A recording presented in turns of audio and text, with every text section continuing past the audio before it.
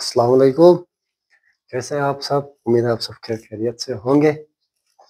तो काफ़ी टाइम के बाद आज फिर एक नया लेक्चर रिकॉर्ड कर बल्कि नया चैप्टर आज हम शुरू करने वाले हैं।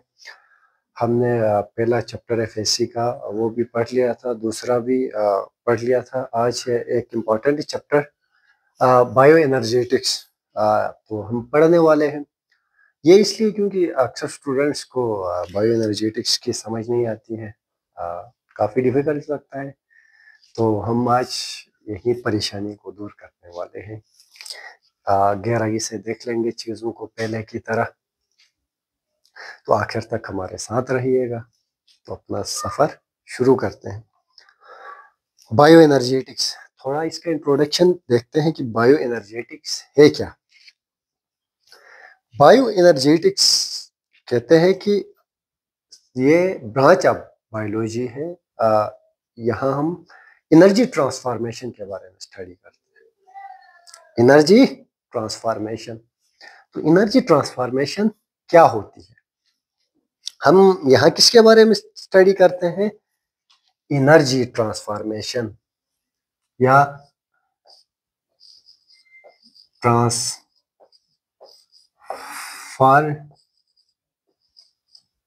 या कन्वर्जन भी आप बोल सकते हैं, ठीक है। Transformation of energy in one form to another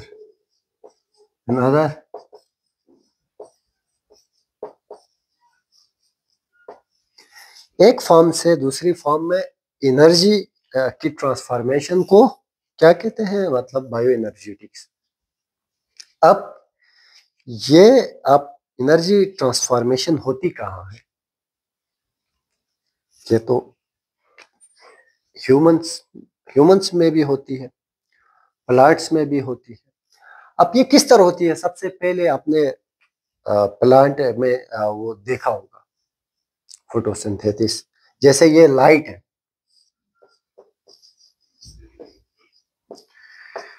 light जो सूरज से आती है, सोलर एनर्जी, ये लाइट, ये भी एक एनर्जी है। फोटॉन्स, लाइट से क्या आते हैं? फोटॉन्स आते हैं। फोटॉन्स आते हैं, ये क्या है? एनर्जी है। अब ये फोटॉन्स, ये लाइट, जैसे लाइट किस तरह पैदा होती है? तो ये लाइट फ्यूजन रिएक्शन से, फ्यूजन रिएक्शन से। वैसे ये फिजिक्स है, मैं बता रहा हूँ। ये अगर जान ले तो बेहतर है, चीजें मिल रही हैं समेट ले। एक होता है फ्यूजन रिएक्शन, एक होता है फ्यूजन रिएक्शन। फिशन, फिशन ये जो न्यूक्लियर बम्स वगैरह या न्यूक्लियर एटम बम जहाँ बनाते हैं ना नॉर्मल, उधर ये वाला रिएक्शन होता है। अनस्टेबल, ये यूरेनियम है जो अनस्टेबल न्यूक्लियस होती है, उससे गैमा रेस निकलती है, वो होता है फिशन। मैं उसकी बात नहीं कर रहा, मैं ये इसकी बात नहीं कर रहा, मैं फ्यूजन की बात कर रहा। फ्यूजन रिएक्शन, FUSION, इस फ्यूजन की बात कर। ये फ्यूजन होता है जी सूरज में। आपने सुना होगा कि सूरज में जो है कि हाइड्रोजन बम धमाके होते। सर जो है कि कभी आपने जो है फिजिक्स का टीचर या क्लासेस में सुना होगा या नेट में कहीं सोशल मीडिया में भी सुना होगा। तो ये असल में फ्यूजन, ये फिशन रिएक्शन होता है। इसमें क्या होता है कि ये दो हाइड्रोजन मिलके क्या बनाते हैं? हीलियम बना रहे होते हैं असल में। तो इससे ये लाइट बन रहा होता है, फोटॉन्स बनते हैं, फिजन रिएक्शन होता है तो लाइट बनता है इसी तरह। और ये हाई टेम्परेचर में होता है, 15 मिलियन सेल्सियस। ये जमीन में इम्पॉसिबल है, ठीक है। 15 मिलियन सेल्सियस या 15 मिलियन सेंटीग्रेड। तो सोचे कि अगर 100 सेंटीग्रेड पे नॉर्मल वाटर बॉईल कर रहा होता है, 1500 सेल्सियस हो, मिलियन सेल्सियस हो, तो क्या होगा? खुद आप इमेजिन कर सकते हैं। तो ये भी एनर्जी है। ये फोटॉन, ये लाइट एनर्जी है। अब यही लाइट जी पौधे यूज करते हैं, हम नहीं, हम यूज नहीं करते, पौधे करते हैं। एक होता है हीटरोट्रॉफ ट्रॉफ, एक होता है ऑटोट्रॉफ। प्लांट ऑटोट्रॉफ है। हम बचपन से सुनते आ रहे हैं कि प्लांट अपना खुराक खुद तैयार करते हैं। तो इसी को प्लांट, इसी फोटॉन्स को, इसी लाइट्स को प्लांट्स क्या किस में कन्वर्ट कर रहे होते हैं? इसी लाइट फोटॉन्स फोटॉन्स को लाइट फोटॉन्स को किस में कन्वर्ट कर रहे प्लांट? ग्लूकोज में, ग्लूकोज में, ग्लूकोज। फिर अगर हम ग्लूकोज ले लें या सेलुलर रेस्पिरेशन, इसी फिर ग्लूकोज। अब देखें ये सोलर एनर्जी है, ठीक है नहीं है? सोलर एनर्जी किस में कन्वर्ट किया प्लांट ने? ग्लूकोज में, केमिकल एनर्जी में। इसको केमिकल एनर्जी भी कह सकते हैं आप, केमिकल एनर्जी। फ्यूल, फ्यूल भी कहते हैं ना, फ्यूल, सेल का फ्यूल भी हम कह सकते हैं ग्लूकोज को। पहले लाइट थी, लाइट को प्लांट ने किस पे कन्वर्ट किया? ग्लूकोज पे, केमिकल एनर्जी पे। एक शक्ल को दूसरे शक्ल में देखें ना, ग्लूकोज में कन्वर्ट किया। अब हमारे सेल्स को ग्लूकोज की जरूरत नहीं होती, हमारे सेल ग्लूकोज नहीं खाते बल्कि एटीपी खाते हैं। आपने सुना होगा ना, हमारे सेल के लिए energy currency of cell is called ATP, adenosine triphosphate. Cell के लिए जो जरूरी चीज है वो है एटीपी। तो इसी को किस में कन्वर्ट करना होता है? हीट और एटीपी, एटीपी प्लस हीट, और इधर ऑक्सीजन भी यूज होता है सेलुलर रेस्पिरेशन में। तो अब देखें, अब गौर करें इधर, तो आपको जो है कि पता चलेगा जी, लाइट एनर्जी फोटॉन से ग्लूकोज केमिकल एनर्जी में, सोलर एनर्जी को, सोलर एनर्जी को किस में कन्वर्ट किया? केमिकल एनर्जी में, केमिकल एनर्जी में। समझ में आ गई बात? अब केमिकल एनर्जी से एटीपी में, एनर्जी करेंसी ऑफ सेल। तो अब ये इसी चेंजेस को, इसी को ही क्या कहते हैं? Bio energetics, bio energetics. ठीक है, ये एक चीज आपको जहन में रखना है कि लाइट को प्लांट यूज कर सकते हैं अपना खुराक बनाने के लिए। प्लांट ऑटोट्रॉफ होते हैं, हम ऑटोट्रॉफ नहीं होते, हम तो दूसरों को खाते हैं। हम अपना खुराक खुद नहीं बनाते, बल्कि हम जो प्लांट बनाते हैं खुराक उसको चुरा लेते हैं। समझ में आ गई बात? बेसिक ये बात है। तो इसी कन्वर्जन या इसी ट्रांसफॉर्मेशन को, एक एनर्जी की एक फॉर्म को ना दूसरे फॉर्म में कन्वर्ट करने को क्या कहते हैं? बायो एनर्जेटिक्स कहते हैं।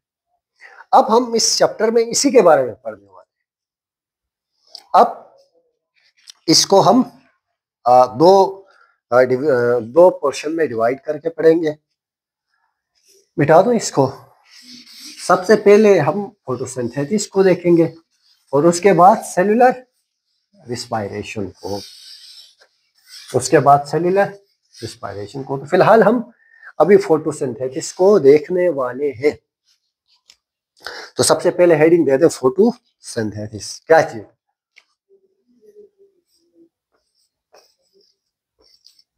फोटोसिंथेसिस,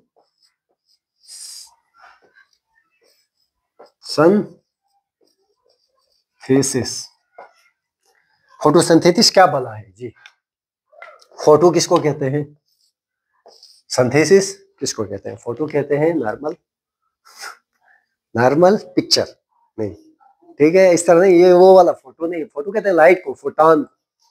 समझ में आ गई बात? इस तरह नहीं बोलना है, पेपर में ये लिख के नहीं आना है कि फोटो मतलब पिक्चर, इस तरह ये वो वाला फोटो नहीं। फोटो मतलब लाइट, और सिंथेसिस मतलब बनाना, मेकिंग। अब हमारा बचपन से ये कॉन्सेप्ट, हर बच्चे को ये चीज पता है, हम 5th क्लास से ये पढ़ाते हैं कि रोशनी, 5th क्लास में ये चीजें पढ़ाई जाती हैं कि रोशनी और क्लोरोफिल की मौजूदगी में प्लांट अपना खुराक जो बनाती है उस प्रोसेस को फोटोसिंथेसिस कहते हैं। ये बचपन से हम पढ़ रहे होते हैं ना, 5th class 4th class approximately, शायद इसी से ही जो है मैंने ये 5th क्लास में पढ़ा था, जहां तक मुझे याद है। तो उधर हम क्या पढ़ते थे, लाइट और क्लोरोफिल ग्रीन पिगमेंट की मौजूदगी में प्लांट अपना खुराक तैयार करते हैं, ग्लूकोज तैयार करते हैं। इस चीज को क्या कहते थे हम, फोटोसिंथेसिस कहते थे। लेकिन अब हम एफएससी में आए, हम हाई क्लास में आए, हमारी क्लास अपग्रेड हो गई है, तो हम अब वो वाली डिफिनीशन स्टेबल नहीं होती। तो अब हम पढ़ेंगे फोटोसिंथेसिस इस ये फोटो में ये लाइट हटा देता हूं ताकि प्रॉपरली ये अब लिखता हूं, redox process. Photosynthesis is redox process. नई एक स्पेशल टर्म आ गई, देख लें, redox process. Photosynthesis is redox process. अब ये रिडॉक्स क्या बोला है सर? रिडॉक्स कहते हैं जिसमें ऑक्सीडेशन भी हो, जिसमें क्या हो, ऑक्सीडेशन भी हो, और जिसमें क्या हो, रिडक्शन भी हो। क्या क्या हो, ऑक्सीडेशन भी हो, ऑक्सीडेशन भी हो, दूसरा क्या हो, रिडक्शन भी हो।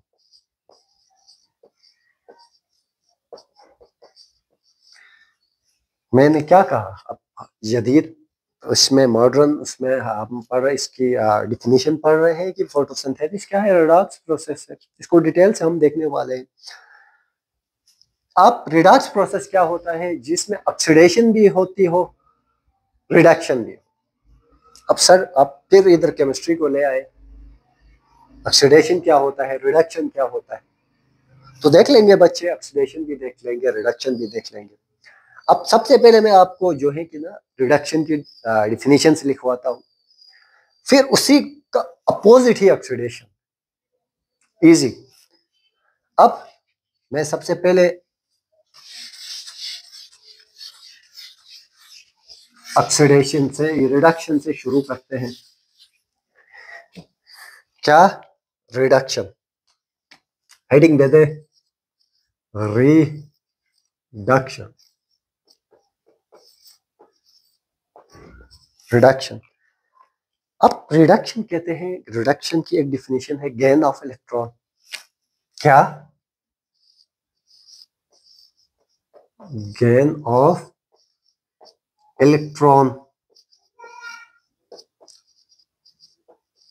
इलेक्ट्रॉन को हासिल करने को भी क्या कहते हैं, रिडक्शन कहते हैं। मैंने कहा फोटोसिंथेसिस रिडॉक्स प्रोसेस है, रिडॉक्स से कहते हैं जिसमें ऑक्सीडेशन भी हो, रिडक्शन भी हो।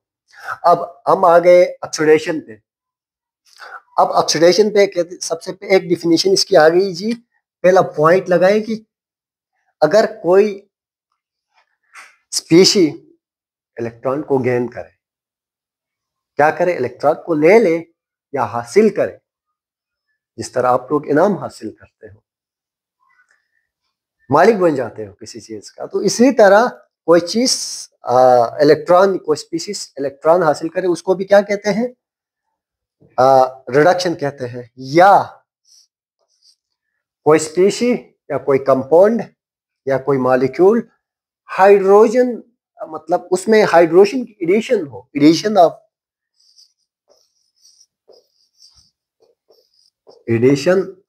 Of hydrogen. अब तीसरा जो है कि पॉइंट, रिमूवल ऑफ ऑक्सीजन, इसे भी रिमूवल ऑफ ऑक्सीजन। अब मैंने क्या कहा, ये रिडक्शन आ गया। अब ऑक्सीडेशन इसका उलट है, बिल्कुल मोड़ दो 180 के एंगल पे। क्या ऑक्सीडेशन इसका अपोजिट है, ऑक्सीडेशन। अगर इधर गेन करता है तो उधर लॉस करेगा electron, loss of electron is called species. ये गेन करता है तो वो दे देता है, ये लेता है वो दे देता है। तो इधर क्या करें, loss of electron, loss of electron. समझ में आ गई बात। अगर ये इसमें एडिशन होती है तो इसमें रिमूवल निकाल लेंगे, दफा हो जाओ के क्या करेंगे, निकाल लेंगे। Removal of electron, sorry hydrogen, removal of hydrogen होगा। अब इधर इधर addition of removal of oxygen था, तो इधर एडिशन ऑफ ऑक्सीजन होगा। समझ में आ रही बात।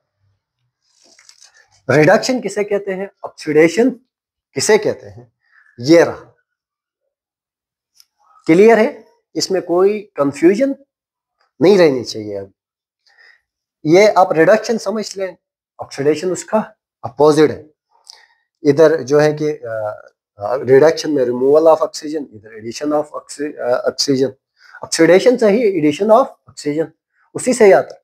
अब फोटोसिंथेसिस रिडॉक्स प्रोसेस है जिसमें ऑक्सीडेशन भी होती है, रिडक्शन भी होती है। अब सर हमें दिखाए सही कहाँ होता है, कहाँ होता है। अब मैं दिखाता हूं आपको कहाँ होता है। मिटा दो इस चीज को, चले नोट किया है तो नोट कर ले, वरना स्क्रीनशॉट निकाल ले, जो करना है कर ले। चले आगे चले, चले जी, मिटा देता हूं इसको। अब अब हम फोटोसिंथेसिस की रिएक्शन को देख लेंगे कि कहाँ होती है ऑक्सीडेशन और कहाँ होती है रिडक्शन। अब प्लाट जो है कि हम वही वाली डेफिनेशन पहले आपको पता जो था, प्लाट सूरज की रोशनी क्लोरोफिल की मौजूदगी में, सूरज की रोशनी और क्लोरोफिल की मौजूदगी में अपना खुराक बनाते हैं। कहाँ खुराक कहाँ बनाते हैं, पत्तों में। तो उसके लिए प्लांट नंबर एक तो CO2 यूज करते हैं। जो हम CO2 हम रिलीज करते हैं ना, वो प्लांट खा जाते हैं। जो प्लांट रिलीज करते हैं ऑक्सीजन, वो हम खा जाते हैं। ठीक है, ये हो गया। फिर हो गया वाटर। प्लांट जड़ों से, जो जमीन से पानी भी तो ले आते हैं ना जड़ों के जरिए, रूट्स है, फिर रूट्स हैं, रूट के थ्रू जाइलम, फ्लोएम के थ्रू ऊपर जाइलम के थ्रू पत्तों तक पानी भी ले आते हैं, तो पानी भी होगा। मेसोफिल्स में जो स्टोमेटा होते हैं, छोटे छोटे सुराख पत्तों में छोटे छोटे पोर्स होते हैं जिनको स्टोमेटा कहते हैं, और उनके अंदर जो सेल्स होते हैं मेसोफिल सेल्स कहते हैं। मेसोफिल सेल्स के थ्रू ये प्रोसेस उधर हो रहा होता है, मेसोफिल सेल्स में, क्लोरोप्लास्ट में। तो ये भी उधर हो गया, ये भी उधर है। तो अब एक चीज इधर क्या होगा, इधर होगा क्लोरोफिल और सनलाइट, ये तो मौजूद होगी ना, इसकी मौजूदगी में ही बनाएंगे। तो अब प्लांट क्या बनाते हैं कि मैं दूसरे मार्कर से, रेड मार्कर से लिखता हूं,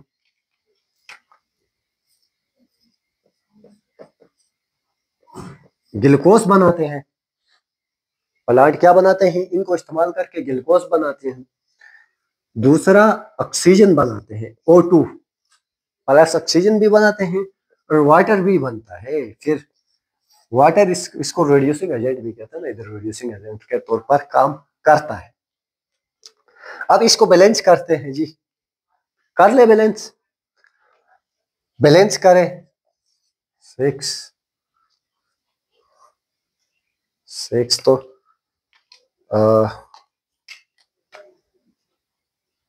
6 6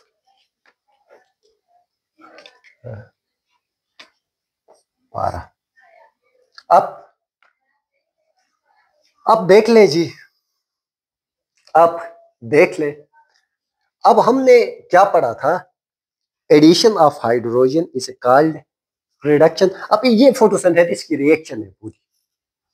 तो अब आप इधर ही देख ले, ये इधर रिडक्शन हुआ या नहीं हुआ, रिडक्शन हुआ या नहीं हुआ, रिडक्शन हुआ या नहीं हुआ, कार्बन में हाइड्रोजन ऐड हुए या नहीं हुए। Addition of hydrogen is called क्या कहते थे, रिडक्शन कहते थे। अब इधर वाटर में देखें, वाटर में और O2 में, इधर से हाइड्रोजन रिमूव हुए नहीं हुए, है उधर ऑक्सीजन है, तो removal of hydrogen is called oxidation. बाकी डेफिनेशन भी अप्लाई कर सकते हैं आप, ऑक्सीडेशन हो गया, कोई मुश्किल। ये है फोटोसिंथेसिस, जो आप इतना परेशान हो रहे थे सर पे, जो है कि इसको लिया हुआ था कि फोटोसिंथेसिस मुश्किल है, तो ये जदीद टर्म्स में इस तरह कहते हैं, बाकी वही वाला। अब फोटोसिंथेसिस में रोल ऑफ लाइट पढ़ेंगे, मिटा दो इस चीज को। फोटोसिंथेसिस में role of light, role of light पढ़ेंगे। फोटोसिंथेसिस में role of light, role of light पढ़ेंगे। अब लाइट, फोटोन मैंने कहा था, इलेक्ट्रोलाइट जो है कि इलेक्ट्रोमैग्नेटिक वेव्स होती है, इलेक्ट्रोमैग्नेटिक स्पेक्ट्रम। इलेक्ट्रोमैग्नेटिक लाइट क्या है, इलेक्ट्रोमैग्नेटिक स्पेक्ट्रम। ये इलेक्ट्रोमैग्नेटिक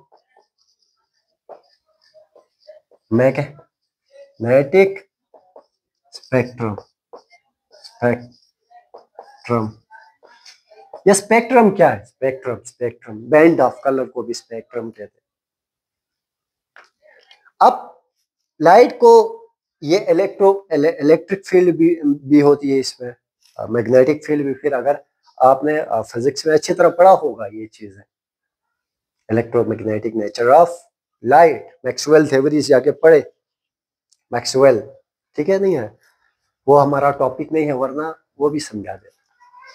तो लाइट इलेक्ट्रोमैग्नेटिक स्पेक्ट्रम, इसका क्या मतलब है कि लाइट की जो रेंज है ना, 1 से लेके बहुत आगे तक है, लेकिन तीन रीजन में ये लाई करती है बेसिकली। एक है जो है कि विजिबल, विजिबल, एक है इंफ्रारेड, एक है नॉन विजिबल रीजन। वो इंफ्रारेड भी, ये नॉन,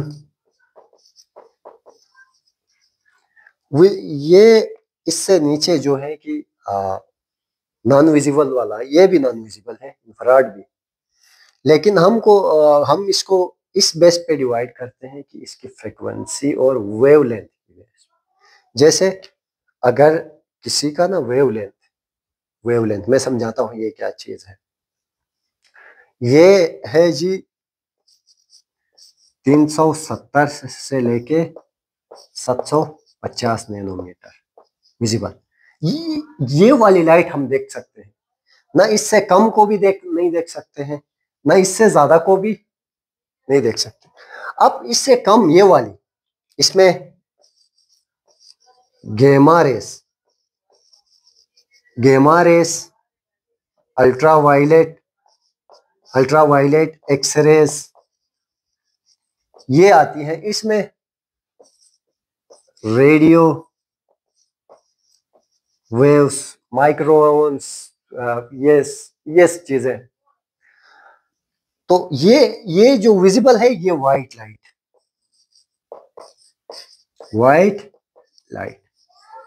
अब ये हम इसलिए नहीं देख सकते, इनकी एनर्जी बहुत ज्यादा है, बहुत ज्यादा एनर्जी ज्यादा होने की वजह से इनकी जो वेवलेंथ है, जो फोटॉन का ये वेव्स का जो लेंथ है ना, ये लेंथ ये बहुत छोटा है, ये बहुत छोटा है, इसको कहते हैं वेवलेंथ। वेवलेंथ इसलिए इनका वेवलेंथ छोटा है, एनर्जी ज्यादा है और फ्रीक्वेंसी भी इनकी ज्यादा है। एनर्जी ज्यादा होगी तो फ्रीक्वेंसी भी ज्यादा होगी, इसलिए हम इन वेव्स को नहीं देख सकते जो 370 से नीचे हैं। और हम इससे ज्यादा को भी, इनका बहुत वेवलेंथ बहुत बड़ा है, मीटर मीटर तक है वेवलेंथ, बड़ा बड़ा बहुत लंबा है वो वेवलेंथ, मीटर मीटर तक है। तो इसको भी हमारी जो आई है वो डिटेक्ट नहीं कर सकती, तो इस रेंज को कर सकती है व्हाइट लाइट, जिसमें 7 कलर होते हैं। तो फोटोसिंथेसिस इसमें होता है। समझ में आ गई बात? किसमें होता है? विजिबल में। 370 से लेके 750 तक ये नैनोमीटर, इसमें ये नैनोमीटर मतलब 10⁻⁹ इस रेंज में क्या होता है? फोटोसिंथेसिस का प्रोसेस हो रहा होता है। मिटा दो इस चीज को। अब ठीक है जी, विजिबल रीजन में ये था इलेक्ट्रोमैग्नेटिक स्पेक्ट्रम, लाइट स्पेक्ट्रम, या लाइट को हमने जो उसमें किया था। तो अब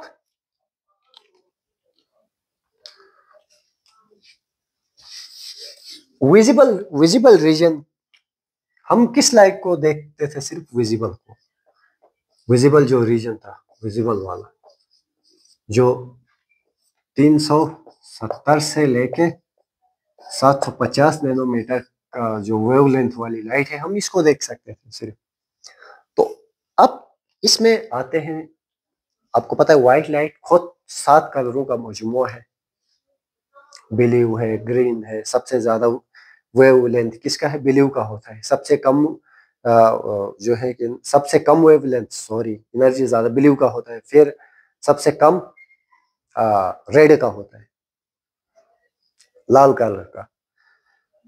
तो अब जैसे हम अभी फोटोसिंथेसिस को अगर रेड कलर दे दें तो ज्यादा होगी, ब्लू कलर दे दें तो ज्यादा होगी, ग्रीन कलर दे दें तो फोटोसिंथेसिस की जो रेट है, कौन सा कलर दे दे तो फोटोसिंथेसिस की रेट ज्यादा होगी। रेट मतलब जल्दी होगी, तेज होगी फोटोसिंथेसिस। कौन से कलर्स में? ब्लू कलर में जो है कि, या येलो कलर दे दें, कौन सा कलर दे दें। तो अब इसी के लिए इसी को जो है कि जांचे, एनालिसिस करने के लिए हम एक ग्राफ पढ़ते हैं या स्पेक्ट्रम पढ़ते हैं, जिसको कहते हैं एक्शन स्पेक्ट्रम। मिसाल के तौर पर अब मैं ग्राफ के थ्रू आपको ये चीज समझा देता हूं। ये रहा जी ग्राफ, ये रहा फोटोसिंथेटिक रेट। ठीक है, ये फोटोसिंथेटिक रेट इधर रखेंगे हम, इधर वेव लेंथ रखेंगे, कलर का वेव लेंथ। अब मैं देता हूं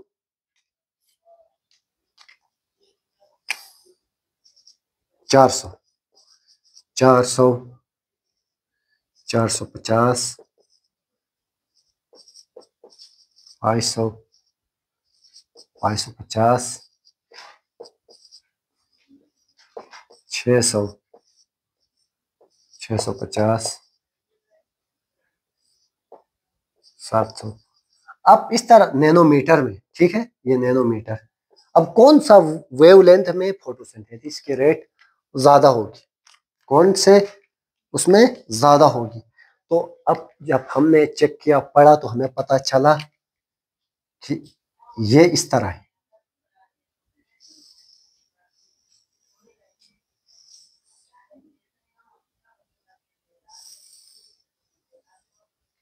इस तरह। अब ये ग्राफ क्या बता रहा है? 430 इधर, किधर? 430, 430 में आता है red colour, sorry blue colour, sorry, कौन सा कलर आता है? Blue colour. 430 नैनोमीटर में आता है ब्लू कलर। अब ब्लू कलर में देखें, ग्राफ सबसे ऊपर है, और दूसरा ये 630 में 600 430 670 में, इधर इधर 670 में, ये 700 670 इधर आएगा ना ऊपर, इधर। तो 670 में, तो अब इधर आता है रेड कलर, रेड कलर आता है। तो हमें पता चला कि जब हम ब्लू कलर देते हैं तो फोटोसिंथेटिक जो रेट है फोटोसिंथेटिक ज्यादा होती है, मैक्सिमम होती है। और जो है कि रेड कलर देते हैं, कौन से नैनोमीटर का, 670 का, तब भी फोटोसिंथेसिस मैक्सिमम होती है। इसी स्पेक्ट्रम को क्या कहते हैं, एक्शन स्पेक्ट्रम कहते हैं, इसी ग्राफ को, जो फोटोसिंथेटिक रेट डिफरेंट कलर में बताता है। तो सबसे इफेक्टिव कलर कौन से है, ब्लू और रेड है फोटोसिंथेसिस में। समझ में आ गई बात। तो ये लाइट का रोल है, ये लाइट का फोटोसिंथेसिस में रोल है। अब जो है कि लाइट पत्तों में जो है कि फोटो इलेक्ट्रिक इफेक्ट काज करता है। फोटो इलेक्ट्रिक इफेक्ट कहते हैं ना, कि ये आइंस्टाइन ने दिया था फोटो इलेक्ट्रिक इफेक्ट का कंसेप्ट। जब इलेक्ट्रॉन दूसरे इलेक्ट्रॉन को नॉक आउट करके अपने शेल से निकाल लेता है। अब आने वाले लेक्चर्स में पढ़ेंगे कि लाइट किस तरह फोटो इलेक्ट्रिक इफेक्ट का नॉक आउट कर, वो फोटो इलेक्ट्रिक इफेक्ट काज करता है और किस तरह नॉक आउट करता है इलेक्ट्रॉन को अपनी शेल्स। तो नेक्स्ट लेक्चर में हम इंशाल्लाह इन सारी चीज़ों को डिस्कस करेंगे। तब तक के लिए अपना ज़्यादा ख्याल रखिएगा। अल्लाह हाफिज़।